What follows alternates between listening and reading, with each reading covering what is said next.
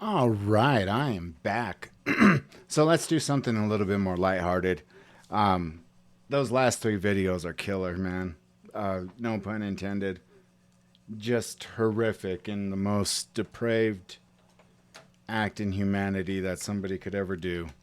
If you guys haven't watched it, I'm not trying to clickbait you, but definitely go start from part one all the way on up so you don't miss a thing. I mean, how it's possible, I never thought it would be.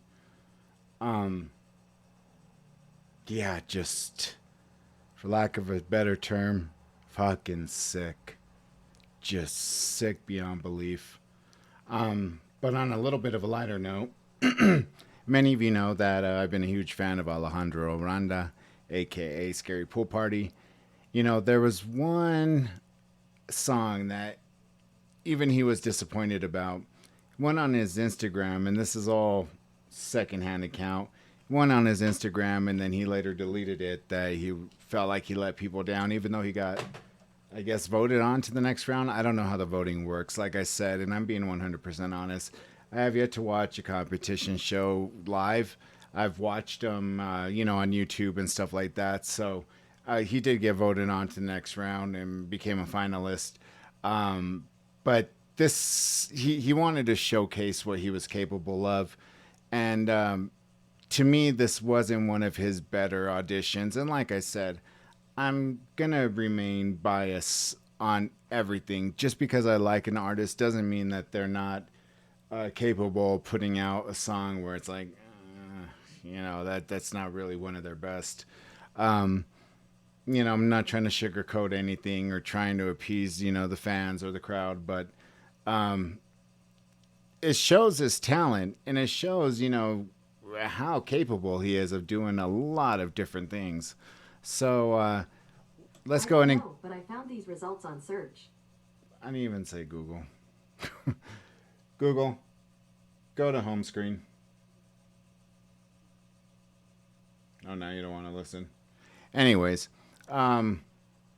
so yeah, I didn't particularly care for this. The judges, on the other hand, they didn't mind it. They added, DJ to his name. But for those of you who haven't heard this or haven't seen this, without further ado, let me present to you when he got on the mixing board. And he did his thing. So let's see if you guys enjoy it.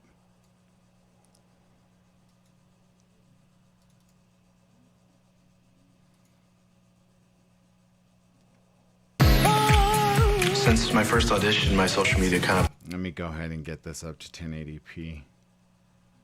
Yep, it's already there. Exploded. It's honestly just weird. I got a lot of good compliments online.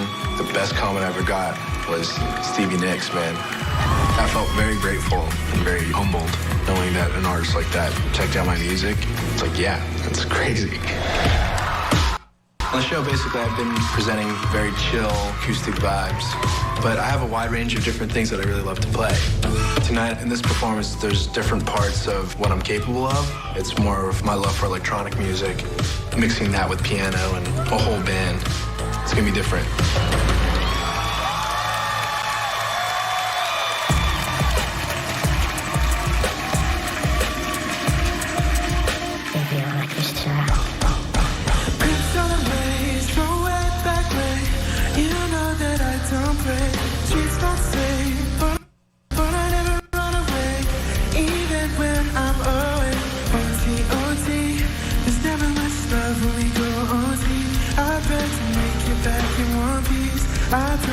I pray, strength and guidance, all that I'm wishing on my end.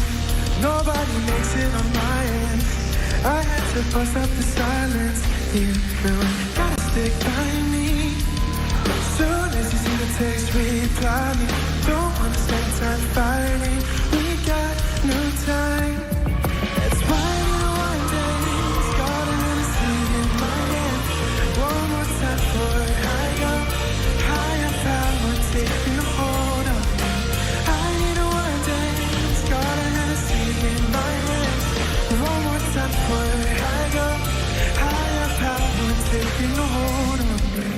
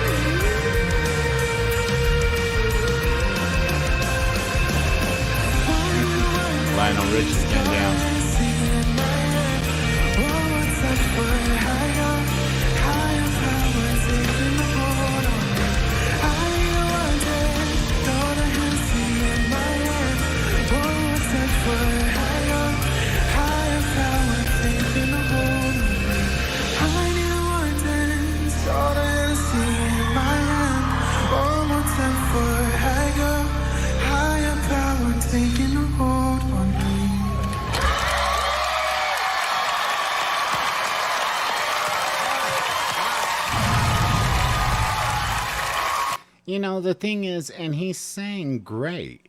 He did a fabulous job at singing. I think when he got, again, you know, out of his comfort zone, which a lot of people say, for him to have put it on Instagram and then come back and say, sorry, I let the fans down. What did he let down? I mean, you know, American Idol, as far as I know, has always been about singing.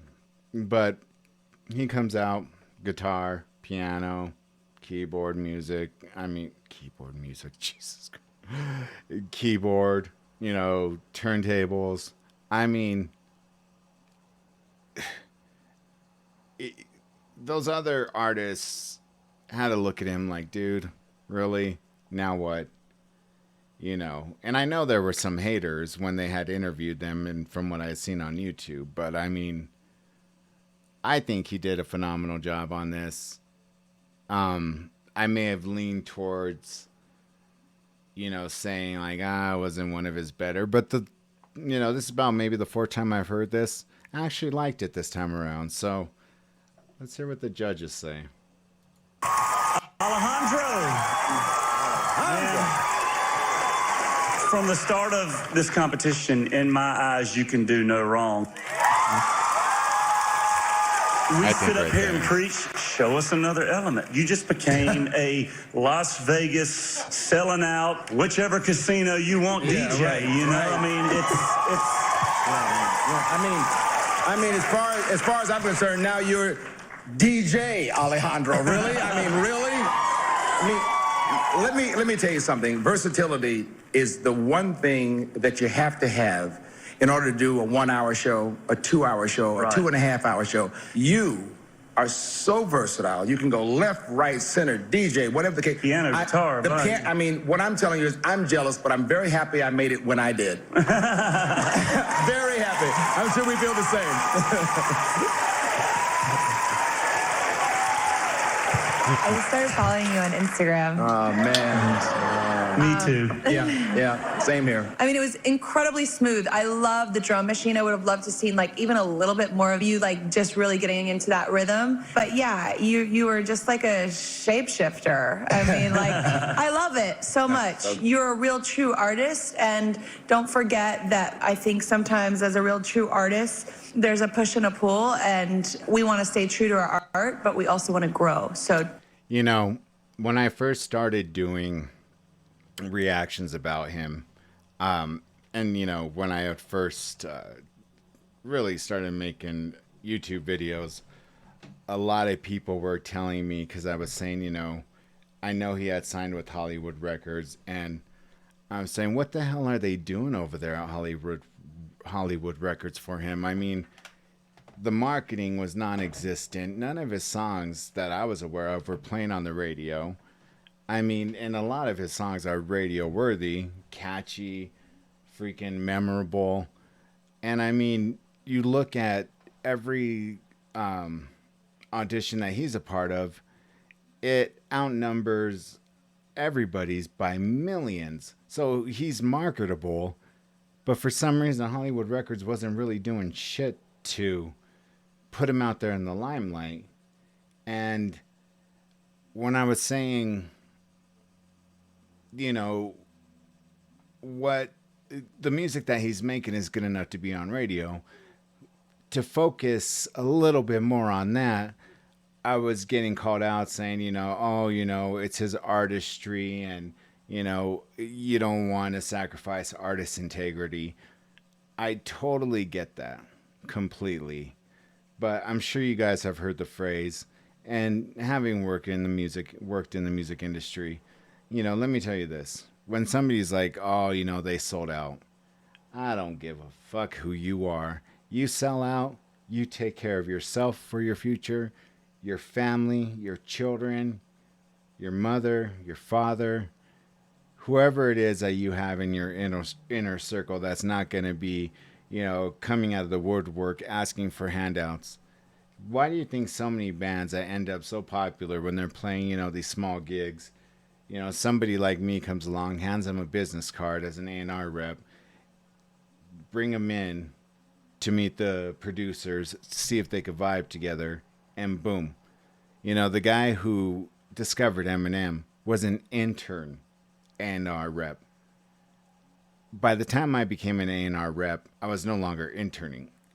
So if I would have found somebody like an Eminem, Jesus Christ, I would have been a millionaire. And for them to not, and when I'm saying for them, I'm talking about artists, or not artists, but fans of the artists. I get artist integrity. I get that he's doing what he loves. And that's what music is to him. He loves doing what he does.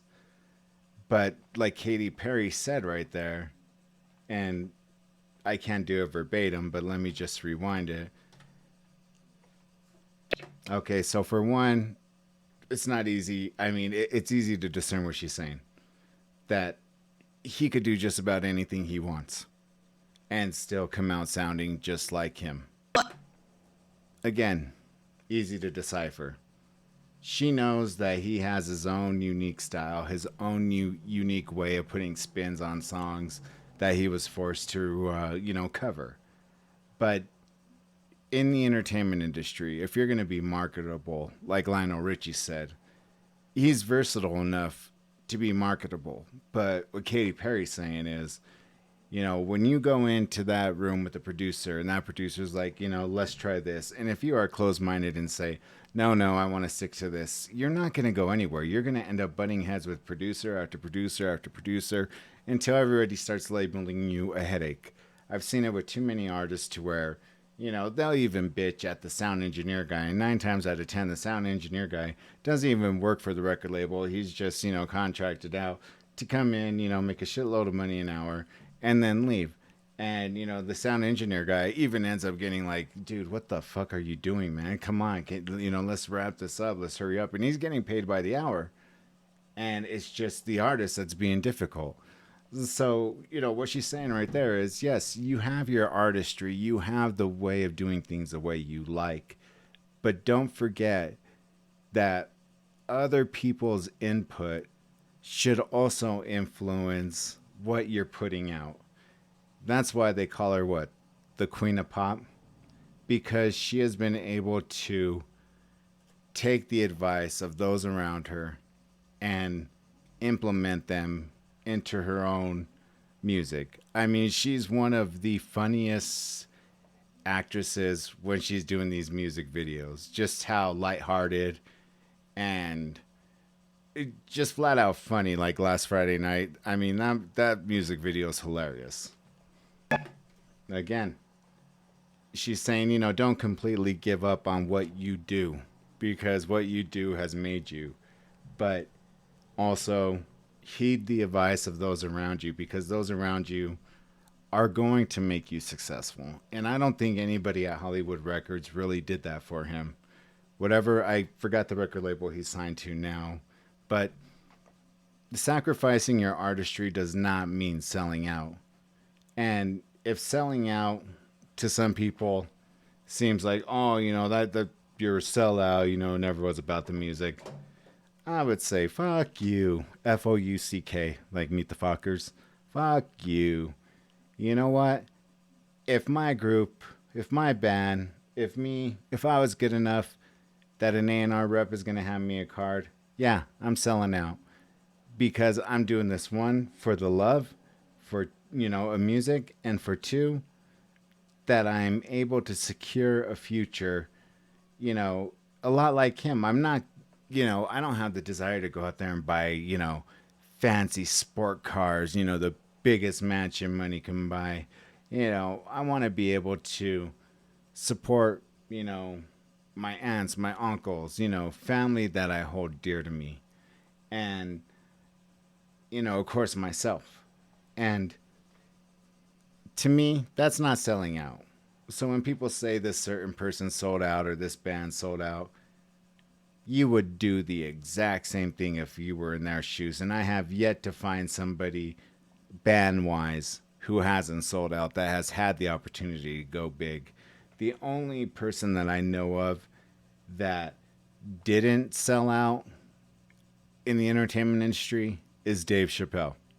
Everybody knows how much Comedy Central offered him to come out with, you know, another season of the Chappelle Show, and he walked away from it because he knew that in the long run he would make more money than what Comedy Central was offering, and he was right.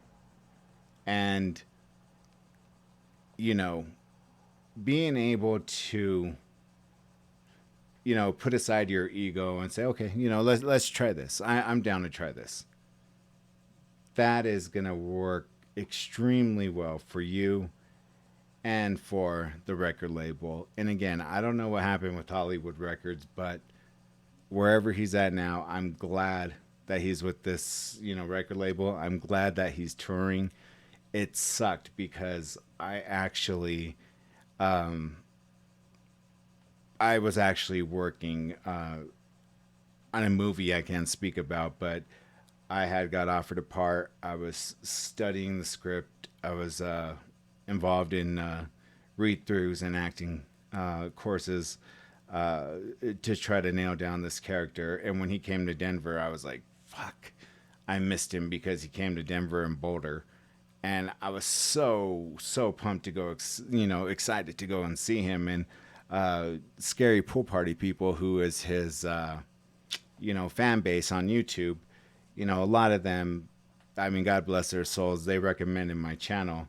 I'm going to say it too, along with Angels and Airwaves. Tom DeLonge from Blink-182, my favorite band, you know, also recommended my channel for being small. But Scarypool Party people recommended my channel, and that's his stage name, aka Alejandro Aranda. And they're like, "All right, are you gonna go check him out? Are you gonna check him out?" And I was so close to going to see him, and then I got that call, like, you know, we want to do another read through for this character, see if there's anything we need to change. And of course, I was like, oh yeah, you know, in a heartbeat, I'll be there. But deep down inside, I was like, fuck, I really wanted to go see him. I'm pretty sure he put up a hell of a show. From what everybody tells me, he performs live just amazingly well. So yeah, that's my take when he did this song. There was no reason for him to have apologized to fans, saying, you know, I'm sorry I let you down. He still made it to the next round. And yeah, that's my whole take on this particular performance. Very good.